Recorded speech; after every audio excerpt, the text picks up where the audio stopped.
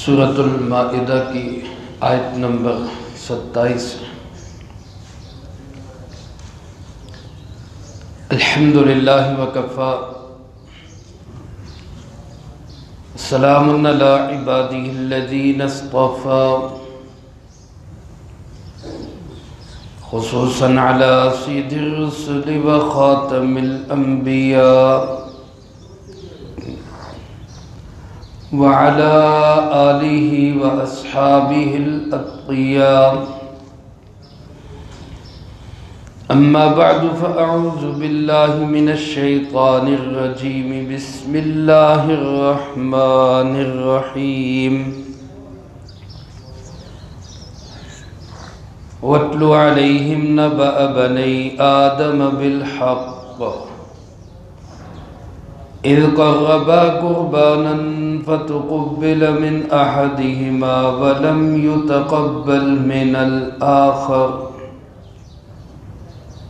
قال لأقتلنك قال انما يتقبل الله من المتقين واتل عليهم نبأ بني آدم بالحق۔ آپ پڑھ کے سنائیے ان کو آدم علیہ السلام کے دو بیٹوں کا قصہ حق کے ساتھ۔ اذ قربا قربانا، جب ان دونوں نے ایک قربانی پیش کی، فتقبل من احدہما،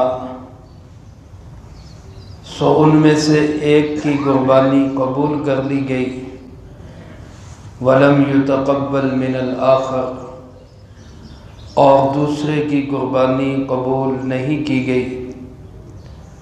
قَالَ لَأَقْتُلَنَّكَ، وہ اس کو کہنے لگا کہ میں ضرور تجھے قتل کر دوں گا۔ قَالَ إِنَّمَا يَتَقَبَّلُ اللَّهُ مِنَ الْمُتَّقِينَ، اس نے کہا کہ کوئی شک نہیں، اللہ انہی کے عمل کو قبول کرتے ہیں جو پرہیزگار ہوتے۔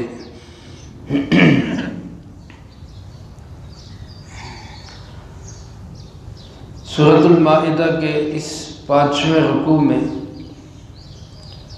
اللہ رب العالمین نے آدم علیہ السلام کے دو بیٹوں کا قصہ بیان فرمایا ہے۔ میرے عزیز دوستو، قرآن کریم کوئی قصے کہانی کی کتاب نہیں ہے، سٹوری بک نہیں ہے۔ قرآن کریم میں جو قصے بیان کیے جاتے ہیں ان کا مقصد سبق حاصل کرنا ہوتا ہے۔ اس قصے کا سبق کیا ہے، نتیجہ کیا ہے؟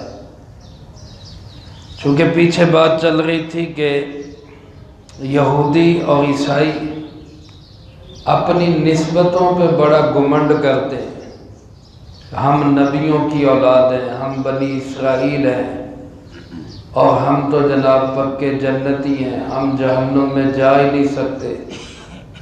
اپنی نسبتوں پہ، اپنی اس نسبی تعلق پہ ان کو بڑا ناز، فخر، گھمنڈ اور غرور تھا، اور اس کی بنیاد پر نہ ان کو اپنے ایمان کی فکر تھی، نہ اعمال کی فکر تھی، نہ اخلاق کی فکر تھی۔ بس اسی پہ بیٹھے تھے، جی ہمارا تعلق بڑا اونچا ہے، ہماری نسبت بڑی اونچی۔ تو مجھے آپ کو، امت محمد صلی اللہ علیہ وآلہ وسلم کو اللہ رب العالمین نے یہی بات سمجھانے کے لیے کہ خالی نسبت کسی کام کی نہیں، اس پہ نہ بیٹھے رہنا کہ ہمارا تعلق فلاں کے ساتھ ہے۔ آج بدقسمتی سے ہمارے اندر بھی یہ چیز پیدا ہو گئی، ہم فلاں کے ملنگ ہیں، ہم فلاں کے دیوانے ہیں، ہم فلاں کے نوکر ہیں، اور ملنگڑی فلاں دی، بس یہی کافی ہے بات۔ نہ ایمان کی فکر، نہ اعمال کی فکر، نہ اخلاق کا پتہ، نہ کردار کا پتہ، معاملات انتہائی بگاڑے ہوئے، اور ناز اور فخر کس پہ ہے کہ ہم جناب فلاں کے نوکر ہیں، فلاں کے ماننے والے۔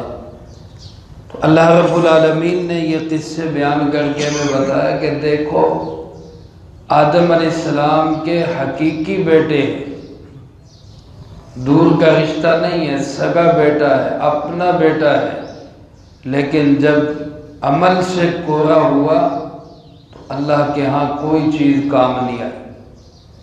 وہ کیا کہتے ہیں کہ اتھے عملہ دے ہونے نکھیڑے کسے نہیں تیری ذات پوچھی۔ وہاں اللہ نے ایمان دیکھنا ہے، اعمال دیکھنے، اخلاق و کردار دیکھنا ہے۔ عمل سے زندگی بنتی ہے، جنت بھی جہنم بھی۔ یہ خاکی اپنی فطرت میں نہ نوری ہے نہ ناری ہے۔ انسان کا جو قیمت پڑے گی وہاں پر وہ اس کے عمل سے پڑے گی۔ اس کے لیے اللہ پاک نے یہ قصہ بیان کیا حضرت آدم علیہ السلام کے دو بیٹوں کا، اور پیارے آقا جناب محمد کریم خاتم النبیین بلند آواز سے کہہ دیں صلی اللہ علیہ وآلہ وسلم کو حکم دیا کہ وَاتْلُ عَلَيْهِمْ، آپ ان کو پڑھ کے سنائیں، آپ تلاوت کریں۔ اس میں اشارہ اس بات کی طرف ہے کہ نبی کریم صلی اللہ علیہ وسلم اللہ کے سچے نبی ہیں، سچے رسول ہیں۔ دیکھو نا، ایک شخص نے کسی سے پڑھا نہیں، کوئی اس کا استاد نہیں، دنیا میں کوئی اس قابل ہی نہیں کہ اس کا استاد بن سکے۔ نبی امی علیہ السلام کسی سکول میں نہیں گئے، کسی مدرسے میں نہیں گئے، کسی جگہ انہوں نے پڑھا نہیں۔ ہزاروں سال پہلے کا قصہ، سینکڑوں سال پہلے کا قصہ ان کی زبان مبارک سے بالکل ٹھیک ٹھیک ادا ہو جائے تو اس کا کیا مطلب ہے کہ ان کو کس نے بتایا، ان کو پیغام بھیجنے والا کون ہے؟ اللہ رب العالمین۔ یہی اس بات کی دلیل ہے کہ آپ اللہ کے سچے نبی اور رسول ہیں، کہ یہ بے شک ہمارا اس پہ ایمان ہے۔ اللہ ہمیں اسی ایمان پہ زندگی، اسی ایمان پہ موت نصیب فرمائے۔ اے پاک پیغمبر صلی اللہ علیہ وسلم، آپ ان کو پڑھ کے سنائیں۔ کیا سنائیں؟ نبأ بنی آدم، آدم کے دو بیٹوں کی خبر۔ آدم کا بیٹے تو ہم سبھی آدم کے بیٹے ہیں۔ ابن آدم جب بولا جاتا ہے ہر انسان اس سے مراد ہوتا ہے، کیونکہ ہم سب ہی اولاد ہے کس کی؟ آدم علیہ السلام کی۔ لیکن یہاں ابن آدم سے مراد خاص طور پہ ان کے دو حقیقی بیٹے، جن میں سے ایک کا نام ہے حابیل اور ایک کا نام ہے قابیل۔ یہ دونوں ان کے حقیقی بیٹے تھے، صلبی بیٹے تھے۔ ان کا قصہ آپ پڑھ کے سنائیں۔ قصے سے پہلے یہاں پہ اللہ پاک نے ایک لفظ ارشاد فرمایا بالحق۔ قصہ سنانا ہے، قصہ بتانا ہے، لیکن سچ اور حق کے ساتھ۔ یہ میرے عزیز دوستو قرآن کریم کا، جناب محمد کریم صلی اللہ علیہ وسلم کا اور اسلام کا یہ طرح امتیاز ہے کہ کوئی بھی قصہ جو بیان کیا جائے گا وہ حق اور سچ کے ساتھ بیان کیا جائے گا۔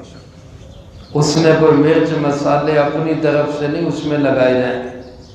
آج ہمارے اندر بہت سارا بگاڑ اس وجہ سے ہے کہ قصے کو دلچسپ بنانے کے لیے مسالہ اپنی طرف سے ڈال دیتے ہیں، اور جس کے نتیجے میں بات کچھ کی کچھ ہو جاتی ہے۔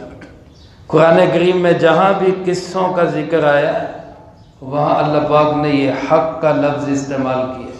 ان ھذا لہو القصص الحق، یہ حق قصے ہیں۔ تو قرآن کریم بار بار اسی کی تلقین کرتا ہے، جب بھی کوئی قصہ، کوئی واقعہ بیان کیا جائے تو وہ حق اور سچ، اس میں جھوٹ نہ ہو، خلط ملط نہ ہو، ادھر ادھر کی باتیں اس میں جو ہے وہ چکنی چپڑی چیزیں نہ لگائی جائیں، جو حقیقت اور سچائی ہے وہ بیان کی جائے۔ واقعہ کیا ہوا؟ اللہ پاک فرماتے ہیں قربا قربانا، دونوں بیٹوں نے ایک ایک قربانی پیش کی۔ چونکہ انسانیت کا آغاز تھا، حضرت آدم علیہ السلام کی نسل شروع ہو رہی تھی، تو اس وقت اب ظاہر ہے آدم علیہ السلام کے بچوں کی شادیاں بھی ہونی ہیں، تو شادیاں کہاں پہ ہوں، اولاد تو ساری ہونی کی ہے۔ اللہ رب العالمین نے طریقہ کار یہ اپنایا اور یہ دستور بنایا کہ ایک وقت میں ان کے 2 بچے پیدا ہوتے۔ حضرت حوا کے ایک حمل میں 2 بچے پیدا ہوتے، ایک لڑکا اور ایک لڑکی، جس کو ٹوین کہتے ہیں، جوڑا کہتے ہیں۔ یہ جوڑے پیدا ہوتے تھے، ایک جوڑا پیدا ہوتا پھر دوسرا جوڑا پیدا ہوتا۔ اب ایک وقت میں جو جوڑا پیدا ہوا یہ تو آپس میں بھائی بہن ہوتے، اور جو دوسرے وقت میں جوڑا پیدا ہوا وہ ان کے غیر ہوا کرتے تھے، وہ بھائی بہن نہیں ہوتے تھے۔ اس لیے ایک وقت میں پیدا ہونے والے لڑکے کی شادی دوسرے وقت میں پیدا ہونے والی لڑکی کے ساتھ ہوتی تھی، اور اس کے ساتھ پیدا ہونے والے لڑکے کی شادی اس کے ساتھ پیدا ہونے والی لڑکی کے ساتھ ہوتی تھی۔ اس طرح اللہ پاک نے اس نسل کو چلایا۔ علماء نے لکھا کہ حضرت آدم علیہ السلام نے 1000 سے زیادہ اپنے حقیقی بچے اور بچیاں چھوڑے جب وہ دنیا سے گئے، 1000 سے زیادہ۔ اللہ پاک نے اس طرح نسل کا آغاز کیا۔ اللہ کا اصول ہے، قانون ہے، جو اللہ بنا دے۔ اب ہماری شریعت میں بہن بھائی کا نکاح حرام ہے، سگے رشتوں کے ساتھ نکاح حرام ہے، ماں کے ساتھ شادی حرام ہے، خالہ پھوپھی کے ساتھ نکاح حرام ہے۔ یہ جو قانون ہے شریعت کے، ان پہ عمل کرنا ہم سب کے لیے ضروری ہے۔ اب اصول کے مطابق حابیل کے ساتھ جو لڑکی پیدا ہوئی اس کی شادی ہونی تھی قابیل کے ساتھ، اور قابیل کے ساتھ جو لڑکی پیدا ہوئی اس کی شادی ہونی تھی حابیل کے ساتھ۔ لیکن ہوا یوں کہ قابیل کے ساتھ جو لڑکی پیدا ہوئی وہ خوبصورت تھی، حسین و جمیل تھی۔ حابیل کے ساتھ جو بچی پیدا ہوئی وہ اتنی خوبصورت نہیں تھی، تو قابیل کو شیطان نے برگلایا کہ میں اپنی حسین و جمیل بہن کو چھوڑ کر اس کی جو ہے وہ بدصورت بہن سے میں کیوں شادی کروں۔ وہ کہنے لگا نہیں، میں نے اپنی بہن سے شادی کرنی ہے۔ حضرت آدم علیہ السلام نے ہر چند اس کو سمجھایا کہ بھائی یہ قانون قدرت اللہ کے قانون کے خلاف ہے، ایسا نہیں ہو سکتا، لیکن وہ کسی طرح نہیں مان رہا تھا۔ تو پھر انہوں نے کہا اچھا ایسا کرتے ہیں، ایک فیصلہ کر لیتے ہیں، ایک ایک قربانی دونوں پیش کرو، جس کی قربانی قبول ہو جائے گی اس لڑکی کے ساتھ اس کی شادی ہوگی۔ چونکہ آدم علیہ السلام جانتے تھے کہ اللہ پاک کا اصول یہی ہے، اللہ پاک نے فیصلہ یہی کرنا ہے، اس لیے انہوں نے کہا چلو ایسے سمجھ جائیے۔ اس وقت قربانی قبول ہونے کا طریقہ یہ تھا کہ کوئی بھی چیز جو اللہ کے نام پہ پیش کرنی ہے اس کو آپ میدان میں لا کے رکھ لیں، اگر وہ بارگاہ خداوندی میں قبول ہے تو آسمان سے آگ آئے گی، اس کو اٹھا کے لے جائے گی۔ یہ نشانی ہوتی کہ آپ کا عطیہ، آپ کا نذرانہ، آپ کا خرچ اللہ کے ہاں قبول ہے۔ اور اگر قبول نہ ہوتا تو وہ وہیں پڑا رہ جاتا، سڑ جاتا، اس کو کوئی استعمال نہیں کرتا تھا۔ اللہ پاک نے کیسی ہمارے لیے پردہ داری کر دی، ہمارا کس طرح اللہ نے پردہ پوشی کر دی، اللہ پاک نے ہمارے اعمال کو کس طرح چھپا دیا۔ ہم خرچ کرتے ہیں اور کوئی پتہ نہیں قبول ہے کہ نہیں، یقیناً اللہ نے اس کو پردے میں رکھا ہے، اللہ قبول ہی کریں گے۔ اگر واضح ہو جاتا تو آج کتنی رسوائی ہوتی، کتنی شرمندگی ہمیں اٹھانی پڑتی۔ اللہ ہمارے لیے بہت بڑے ستار ہیں، اللہ اسی پردے میں ہمیں جنت نصیب فرما دے۔ دونوں نے ایک ایک قربانی پیش کی۔ حابیل گلہ باندھ تھا، جانور رکھے ہوئے تھے اس نے، اس نے اپنے جانوروں میں سے عمدہ جانور دیکھ کے اللہ کے نام پہ قربان کرنے کے لیے اس کو پیش کیا۔ اور جو قابیل تھا یہ کاشتکار تھا، سبزیاں وغیرہ لگاتا اور اس طرح کی غلے اناج کا کام کرتا۔ اس نے جا کے کوئی گلے سڑے پھل، کوئی سبزیاں، کوئی خراب غلہ وہ لا کے اللہ کے نام پہ پیش کر دی۔ بعض اوقات جس طرح ہماری بھی عادت ہوتی ہے کہ جو ماڑی چیز ہو وہ اللہ کے نام پہ پیش کر دیتے ہیں۔ وہ کوئی آدمی گیا آم کے موسم میں آم والے کے پاس اور اس کو جا کے کہا بھائی اللہ کے نام پہ ایک آم دے دو۔ اس نے دیکھا ایک سائڈ پہ وہ جو خراب ہوتے ہیں وہ رکھے ہوئے تھے، ان میں سے اٹھا کے ایک اس کو دے دیا۔ پھر اس نے جیب سے پیسے نکال کے دیے کہ بھائی اس کا بھی ایک دے دو۔ اب پیسوں کے ساتھ اس نے وہ خوبصورت سا آم، تو وہ آسمان کی طرف دیکھ کے کہنے لگا اللہ میاں آپ ہی دیکھ لے، تیرے نام تے کی دیتا کہ پیسے لگی دیتا۔ اللہ ہمیں اپنے نام پہ بھی اچھی چیز پیش کرنے کی توفیق نصیب فرمائے۔ اللہ پاک فرماتے لن تنالوا البر، تم نیکی کے اصل مقام کو تب تک نہیں پا سکتے حتیٰ تنفقوا مما تحبون، جب تک کہ اللہ کے نام پہ وہ خرچ نہ کرو جو تمہیں پسند ہے۔ جس چیز کو تم محبوب رکھتے ہو وہ اللہ کے نام پہ خرچ کرو۔ تو حابیل نے اللہ کے نام پہ اعلیٰ درجے کی چیز پیش کی، قابیل نے گلا سڑا پیش کیا۔ تو دستور کے مطابق حابیل کی قربانی قبول ہو گئی، قابیل کی قربانی وہیں پڑی رہ گئی۔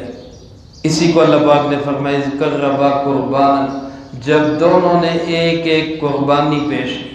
قربانی کا لفظی معنی ہے اللہ کا قرب حاصل کرنے کا ذریعہ۔ کہ ہم قربانی کرتے ہیں اس سے بھی اللہ کا بہت قرب نصیب ہوتا ہے۔